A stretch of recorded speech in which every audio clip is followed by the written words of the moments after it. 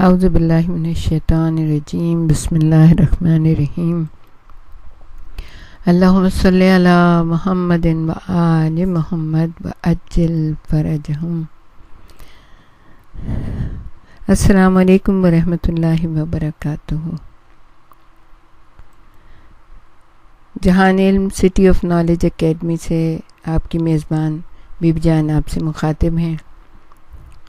آج ہم آپ کو جناب حضرت عباس کی والدہ گرامی کے بارے میں اور ان کے خاندان کے بارے میں کچھ بتانا چاہتے ہیں۔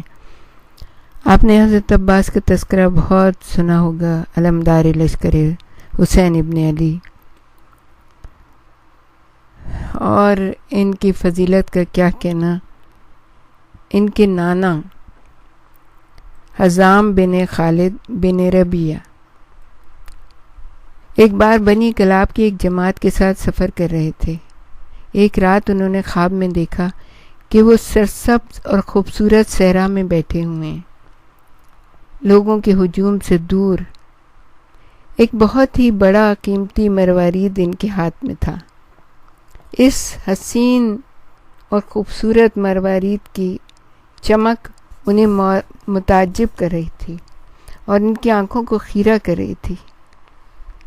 اسی اثنا میں خواب میں ہی دیکھتے ہیں کہ ایک سوار اور جو کہ کافی بزرگ تھے ان کے پاس آئے۔ انہوں نے حزام کو سلام کیا۔ حزام نے جواب سلام دیا۔ سوار نے پوچھا، اس مروارید کو کس قیمت میں فروخت کرو گے؟ انہوں نے جواب دیا، حزام نے جواب دیا، اس کی قیمت میں نہیں جانتا، آپ اس مروارید کو کتنی قیمت پر خریدو گے؟ سوار نے کہا، میں بھی اس کی قیمت نہیں جانتا، لیکن تمہیں ایک مشورہ دیتا ہوں کہ اس قیمتی چیز کو کسی بزرگوار کے لیے ہدیہ قرار دے دو۔ میں تمہیں ضمانت دیتا ہوں کہ تمہیں درہم و دینار سے بہتر اور بالا تر چیز ملے گی۔ حزام نے پوچھا، وہ کیا ہے؟ جواب ملا کہ اس کے بدلے سعادت، شرافت ابدی اور ایک بلند ترین مقام و منزلت کی میں آپ کو ضمانت دیتا ہوں۔ حزام نے دوبارہ پوچھا، کیا تم اس کی ضمانت دو گے جو کچھ تم کہہ رہے ہو؟ کہا، جی ہاں۔ پوچھا، کیا اس کام کے لیے وسیلہ بنو گے؟ کہا، جی ہاں، مروارید مجھے دے دو تاکہ میں انہیں پہنچا دوں۔ جب حزام نیند سے جاگے اور اپنے دوستوں کے سامنے خواب بیان کیا اور اس کی تعبیر پہنچی تو ان کے دوستوں میں سے ایک نے کہا، اگر تمہارا یہ خواب سچا ہے تو خداوند کریم تمہیں ایک بیٹی سے نوازے گا اور بہت بڑے بزرگ خاندان میں سے کسی ایک کا رشتہ ان کے لیے آئے گا، اور آپ اس فضیلت کی وجہ سے قرب، شرف اور بزرگی تک پہنچ جاؤ گے۔ بس جب آپ سفر سے واپس لوٹے تو آپ کی زوجہ ثمامہ بنت سہل حاملہ تھیں، اور جب یہ گھر پر ہی تھے تو سفر سے واپس لوٹنے کے بعد تو ان کو بیٹی کی پیدائش کی خوشخبری سنائی گئی۔ اس کا چہرہ دیکھ کر آپ بہت زیادہ خوش اور مسرور ہوئے، اور فوراً ہی آپ نے کہا، میرا خواب سچا تھا۔ پوچھا گیا، اچھا ان کا نام کیا رکھا جائے؟ کہا، ان کا نام فاطمہ اور ان کی کنیت ام البنین۔ یہ عربوں کی رسم تھی کہ جب بچہ پیدا ہوتا تو اس کے نام اور کنیت کا انتخاب کرتے تھے۔ جب ام البنین بڑی ہوئیں تو ادھر مولا کائنات علی ابن ابی طالب نے جناب عقیل ابن ابی طالب چونکہ حسب و نسب کا علم زیادہ رکھتے تھے، اور مولا نے یہ اس لیے ہمیں بتایا کہ مشورہ ضرور کیا کرو، جب بھی کسی کی بیٹی لینی ہو یا بیٹی دینی ہو تو ایسے لوگوں سے مشورہ کرو کہ جو اچھی طرح سے اس خاندان کو جانتے ہیں۔ وہ جناب عقیل مختلف خاندانوں اور قبیلوں کا علم رکھتے تھے۔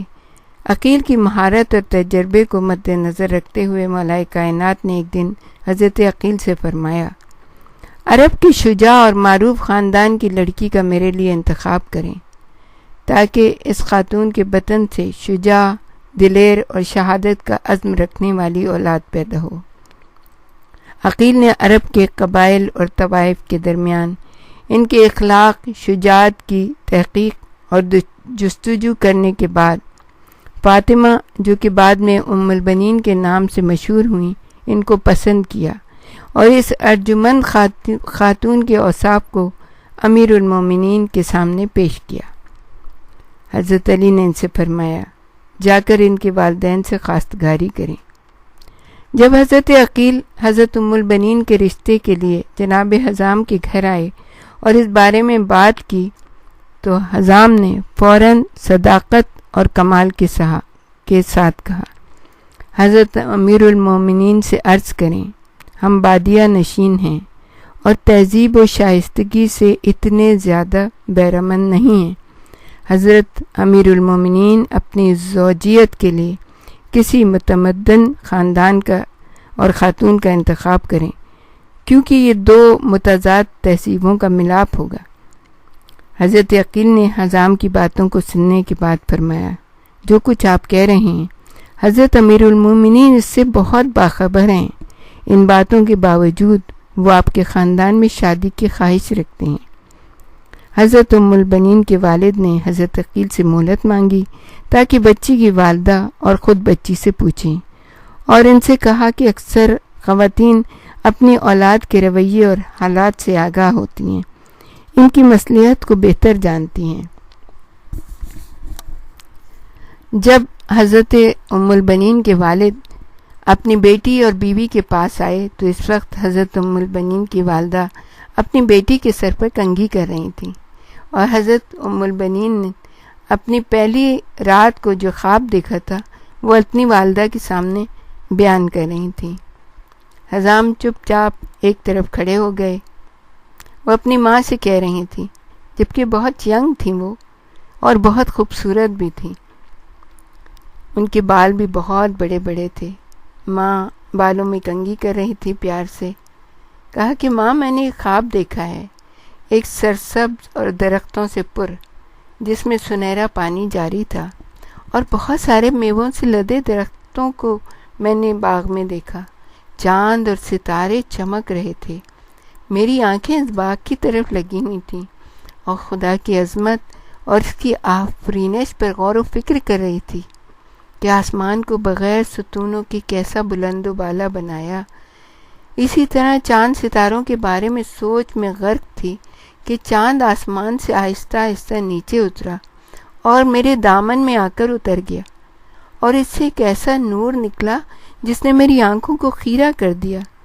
اب اسی تعجب اور حیرانی میں تھی کہ 3 اور ستارے میرے دامن میں آہستہ آہستہ اتر آئے اور ان کا نور بھی میرے وجود کو محیط کر رہا تھا۔ ابھی اسی حیرت اور تعجب میں تھی کہ غیب سے آواز آئی، کوئی مجھے میرے نام سے پکار رہا تھا۔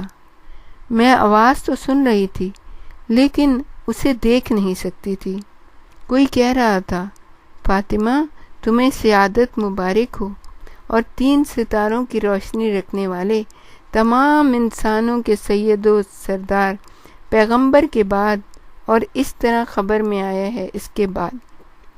جب میں نیند سے بیدار ہوئی تو میری یہ حالت تھی کہ مجھے خوف آ رہا تھا، مجھے ڈر لگ رہا تھا۔ اپنی والدہ سے کہنے لگی، مادر گرامی، میرے اس خواب کی تعبیر کیا ہے؟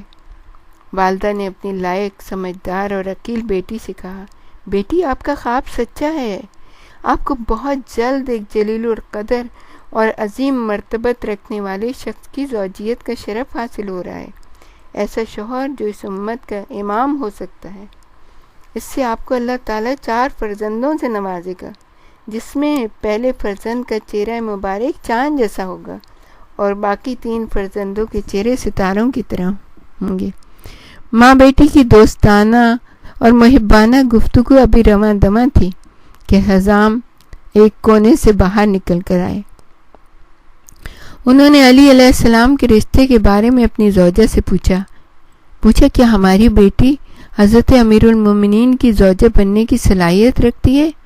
یہ جان لو کہ ان کا گھر علم و حکمت، ادب و ہدایت کا سر چشمہ ہے۔ اگر اپنی بیٹی کو اس گھر کی خادمہ بننے کے قابل سمجھتی ہو تو ہم اس کا رشتہ قبول کرتے ہیں۔ اگر ہماری بیٹی اتنی صلاحیت و شائستگی نہیں رکھتی تو ہم رشتے سے انکار کر سکتے ہیں۔ حزام کی بیوی جو عشق امامت سے مالا مال تھی، انہوں نے کہا، اے حزام، خدا کی قسم، میں نے اپنی بیٹی کی بہت اچھی تربیت کی ہے، اور میں خداوند تبارک و تعالیٰ سے مدد چاہتی ہوں کہ میری بیٹی حقیقت میں سعادت مند اور صالح ہو جائے، اور اس کو حضرت امیر المومنین کی خدمت حاصل کرنے کی سعادت نصیب ہو جائے۔ آپ بلا جھجک اس کی شادی امیر المومنین سے کروا دیں۔ لیکن حزام یہ چاہتے تھے کہ اس میں ان کی بیٹی فاطمہ کی خوشی بھی شامل ہو۔ اپنی بیوی سے کہنے لگے، اس اہم خبر کی اطلاع اسے بھی دے دو۔ جب حضرت امیر المومنین کو معلوم ہوا کہ ان کے لیے ایک باکردار، شرم و حیا اور بافضیلت رشتے کا انتخاب ہوا ہے، تو ان کی پیشانی مبارک پر شرم و حیا کی وجہ سے پسینہ نمودار ہو گیا۔ وہ اپنی رضا کے اظہار میں خاموش ہو گئے۔ انہوں نے اگرچہ ظاہراً خاموشی اختیار کی ہوئی تھی، لیکن خوشی سے آپ کا دل بہت مسرور تھا۔ آپ کی رضا سے یہ ظاہر ہو رہا تھا کہ اس عظیم الشان اور بلند مرتبے والے رشتے کو قبول کرنے کے خواہش مند ہیں، اور آپ کی خوشی اس رشتے کو قبول کر کے شادی کا اعلان کر رہی ہے، جو کہ ظاہراً محسوس نہیں ہو رہا تھا۔ اس حالت میں کیوں نہ خوشحال ہوں کہ علی کی آنکھوں میں حیا کا نور، ہاتھوں میں اسلام کی طاقت اور قدموں میں عدالت استوار، اور آپ کا دل کا نور ہدایت محمدی سے سرشار تھا، کیونکہ یہ ایک ایسا موقع تھا جس کی آپ کے اور آپ کے گھر والوں کو بڑی سعادت اور فاخرانہ انتظار تھا۔ حضرت ام البنین سے جب پوچھا گیا، آپ نے فرمایا، والدہ گرامی، خدا کی قسم میں حسنین کے لیے دل سوز ماں کی طرح رہوں گی، اس لیے آپ نے ایک مہر و محبت اور ہمدردی کی دنیا لے کر عصمت و طہارت کے گھر میں قدم رکھا۔